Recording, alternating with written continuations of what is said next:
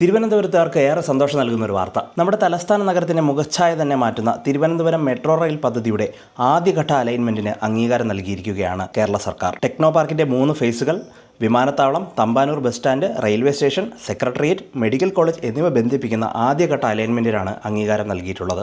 Kochi metro rail limited KMRL മുഖേനയാണ് ഈ പദ്ധതി തലസ്ഥാനത്ത് നടപ്പിലാക്കുന്നത്. പാപ്പനംകോട് നിന്ന് ആരംഭിച്ച് കിള്ളിപ്പാലം, പാളയം, ശ്രീകാര്യം, കഴക്കൂട്ടം, ടെക്നോ പാർക്ക്, കൊച്ചുവേളി, വിമാനത്താവളം വഴി ഈഞ്ചക്കലിലാണ് ഈ ആദ്യഘട്ട അലൈൻമെന്റ് അവസാനിക്കുക.